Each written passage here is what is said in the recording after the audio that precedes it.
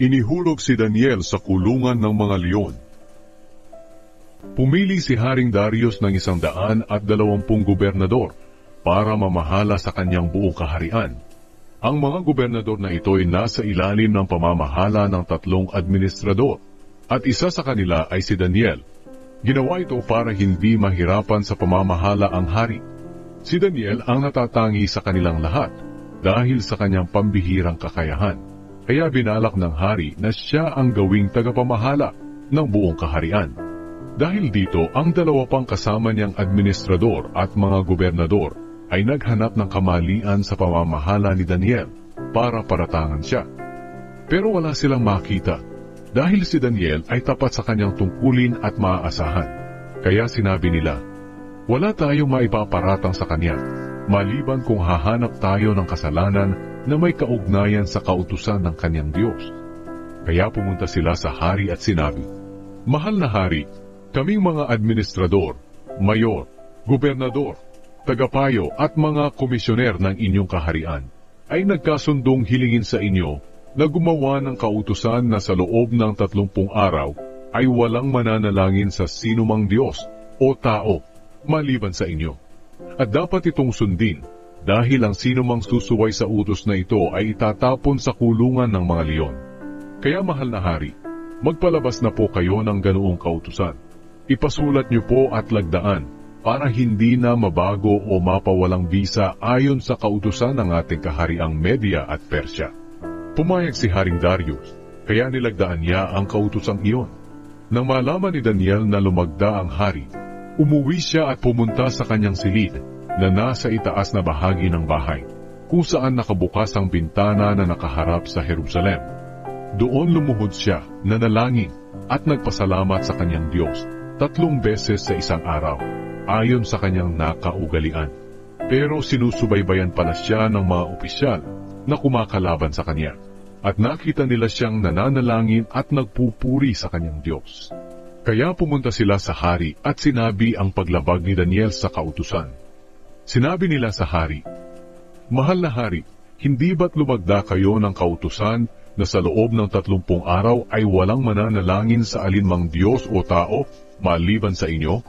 At ang sino mang lumabag sa kautosang iyon ay ihuhulog sa kulungan ng mga leon? Sumagot ang hari, totoo iyon, at hindi na iyon mababago o mapapawalang bisa ayon sa kautusan ng ating kahariang Media at Persya. Sinabi nila sa hari, si Daniel na isa sa mga bihag mula sa Huda ay hindi sumusunod sa inyong utos.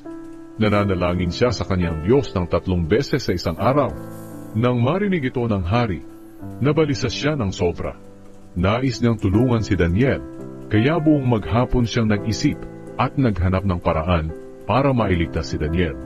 Nagtipong muli ang mga opisyal ng hari at sinabi, mahal na hari, alam niyo naman na ayon sa kautusan ng Media at Persya, kapag nagpalabas ang hari ng kautusan, ay hindi na ito maaaring baguhin.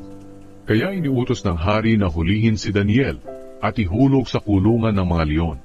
Sinabi ng hari kay Daniel, iligtas ka nawa ng iyong Diyos na patuloy mong pinaglilingkuran. Pagkatapos sinakpan ng isang malaking bato ang kulungan na pinaghulugan kay Daniel, at tinatakan ng singsing ng hari at ng singsing ng mga marangal sa kaharian, para walang sino mang magbubukas nito. Pagkatapos ay umuwi si Haring Darius sa palasyo niya. Hindi siya kumain ng gabing iyon, at hindi rin humiling na siya ay aliwing, at hindi siya makatulog. Kinaumagahan, nagbubukang liwayway pa lamang, ay nagmamadaling pumunta ang hari sa kulungan ng mga leon. Pagdating niya roon, malungkot siyang tumawag, Daniel, lingkod ng buhay na Diyos, iniligtas ka ba sa mga leon ng iyong Diyos na patuloy mong pinaglilingkuran? Sumagot si Daniel, mahal na hari, hindi ako sinaktan ng mga leon, dahil nagpadala ang Diyos ng kanyang mga anghel para itikom ang mga bibig ng mga leon. Ginawa ito ng Diyos dahil alam niyang matuwid ang aking buhay, at wala akong ginawang kasalanan sa inyo. Nang marinig iyon ng hari, nagalak siya at nagutos na kunin si Daniel sa kulungan. Nang nakuha na si Daniel, wala silang nakitang kahit galos man lamang sa kanyang katawan, dahil nagtiwala siya sa Diyos.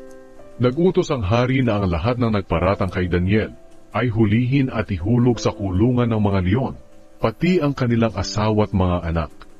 Hindi pa sila nakakarating sa ilalim ng kulungan, agad silang sinakmal ng mga leon at nilapa.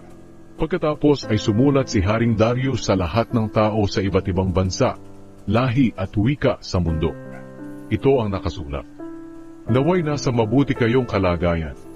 Iniuutos ko sa lahat ng tao na nasasakupan ng aking kaharian na matakot at gumalang sa Diyos ni Daniel, sapagkat siya ang buhay na Diyos at nabubuhay magpakailanman. Ang pagkahari niya ay walang hanggan at walang makakapagbagsak nito. Nagliligtas siya at gumagawa ng mga himala at kababalaghan sa langit at dito sa lupa. Iniligtas niya si Daniel mula sa mga leon. Naging maunlad ang buhay ni Daniel sa panahon ng paghahari ni Darius at sa panahon ng paghahari ni Cyrus na taga-Persya.